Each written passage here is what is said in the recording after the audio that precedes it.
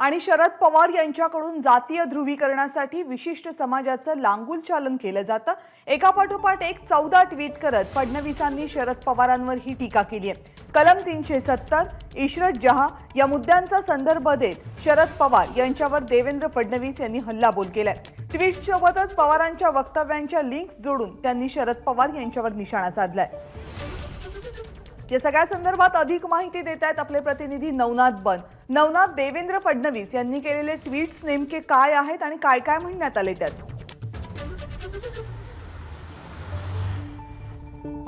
कविता, आज 14 एप्रिल आहे। भारतरत्न डॉक्टर बाबासाहेब आंबेडकर यांची जयंती सगळीकडे साजरी केली जाते आणि याच निमित्ताने विरोधी पक्षनेते देवेंद्र फडणवीस यांनी 14 एप्रिल रोजी वेगवेगळे 14 ट्विट करून शरद पवार यांच्यावर निशाणा साधलाय।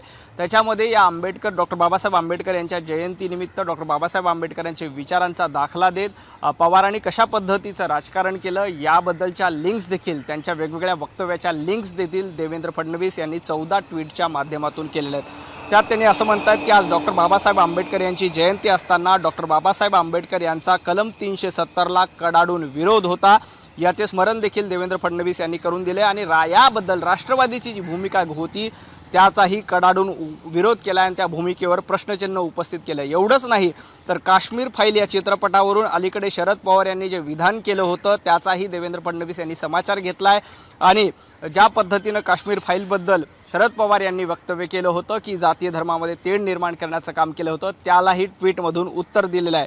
नवाब मलिक यांना अटक होताच ते मुस्लिम आहेत म्हणून त्यांचा संबंध दाऊदशी जोडला जातोय, अशा पद्धतीचं एक वक्तव्य शरद पवार यांनी काही दिवसांपूर्वी केलं होतं जेव्हा नवाब मलिक यांच्या विरोधात कारवाई झाली होती।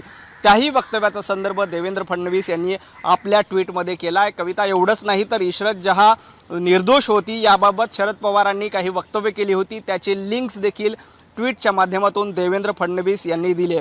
राष्ट्रवादीच्या वरिष्ठ नेत्यांनी इशरत जहांच्या मदतीसाठी जे प्रयत्न केले होते त्याचा उल्लेखही देवेंद्र फडणवीस यांनी आपल्या ट्विटमध्ये केला आहे। त्याशिवाय 2012 मध्ये आझाद मैदानावर हिंसाचार झाला होता, त्याला ढिलाई दिली आणि रझा अकादमीवर कारवाई केली नाही, याची आठवणसुद्धा फडणवीस यांनी आजच्या ट्विटच्या माध्यमातून करून दिलेली आहे। त्याच्यापुढे देवेंद्र फडणवीस म्हणतात की संविधानात धर्माच्या आधारावर आरक्षणाला विरोध असताना देखील मुस्लिम आरक्षणासाठी सातत्याने का पुढाकार घेतला, असा सवाल देखील फडणवीस यांनी आपल्या ट्विटच्या माध्यमातून विचारलेला आहे। अल्पसंख्याक समाजावर कोणताही पराभव अल्पसंख्याक समाज कोणाचाही पराभव करू शकतो, याचं एक शरद पवार यांनी एक विधान केलं होतं, त्याची लिंक आणि त्याचं स्मरणही फडणवीस यांनी केले। हिंदू टेरर हा शब्दप्रयोग सर्वप्रथम कुणी केला, असा प्रश्न देखील देवेंद्र फडणवीस यांनी विचारला आहे। खरं तर 2014 पूर्वी हिंदू टेरर या विषयावरून, हिंदू दहशतवाद या विषयावरून मोठं राजकारण रंगलं होतं त्याच्यावरनं, आणि त्याच संदर्भाचा हवाला देत देवेंद्र फडणवीस म्हणतात की सगळ्यात आधी हिंदू टेरर हा शब्दप्रयोग कुणी केला होता, असं म्हणत एक लिंक दिलेली आहे आणि त्या लिंकमध्ये थेट शरद पवार यांचा संदर्भ आहे आणि शरद पवार यांच्यावर या निमित्ताने निशाणा साधलाय। सच्चर समितीचा अहवाल लागू करण्यासाठी केलेल्या मागणीचाही उल्लेख आहे। मुंबई बॉम्ब ब्लास्ट नंतर 13वा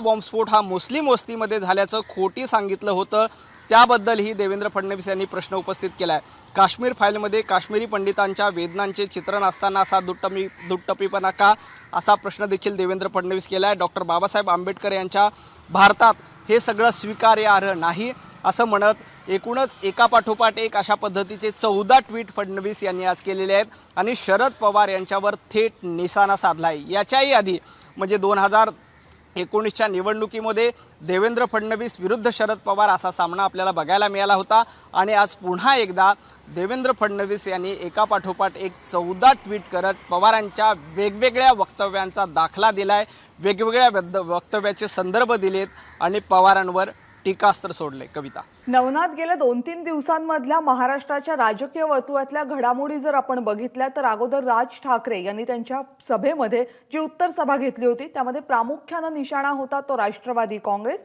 आणि स्पेसिफिकली शरद पवार, आणि त्यानंतर अनेक प्रतिक्रिया उमटल्या आणि आज लगेचच देवेंद्र फडणवीसांचे हे 14 ट्विट्स येणं, हे टायमिंग काय सांगतं?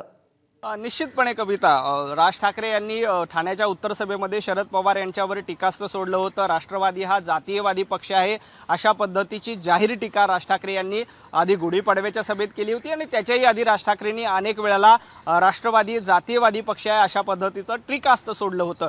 आणि त्या सगळ्या घटनाक्रमानंतर पवारांवर टीकास्त्र सुरू असताना आज देवेंद्र फडणवीस यांनी 14 एकापाठोपाठ एक ट्विट करून शरद पवार यांनी कशा पद्धतीनं एका विशिष्ट धर्मांचं लांगून चालन केलं होतं, एका विशिष्ट धर्माला अपीजमेंट ज्याला आपण म्हणू, विशिष्ट धर्माला जवळीक देण्याचा प्रयत्न केला होता, याचे सगळे दाखले दिलेले आहेत. म्हणजे ते इशरत जहाँ प्रकरण असो, इशरत जहाँ प्रकरणामध्ये कशा पद्धतीनं राष्ट्रवादी काँग्रेसने त्यांना मदत केली होती याही संदर्भात त्यांनी दाखला दिलेला आहे.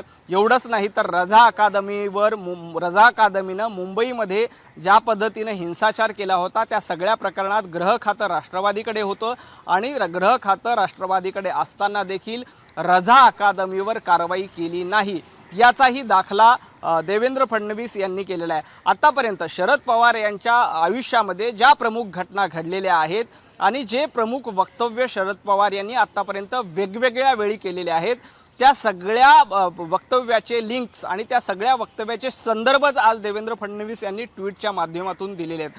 हे सगळे संदर्भ म्हणजे मुंबईतला हिंसाचार असेल, मुंबईचा बॉम्ब ब्लास्ट असेल किंवा इशरत जहाँचं प्रकरण असेल किंवा अगदी अलीकडे काश्मीर फाईल्सबद्दल शरद पवार यांनी केलेलं वक्तव्य असेल, या सगळ्या संदर्भात शरद पवारांनी जी वक्तव्य केली होती त्या सगळ्याचे संदर्भ देऊन त्या संदर्भावर देवेंद्र फडणवीस यांनी बोट ठेवले आणि टीकास्त्र केले. कविता.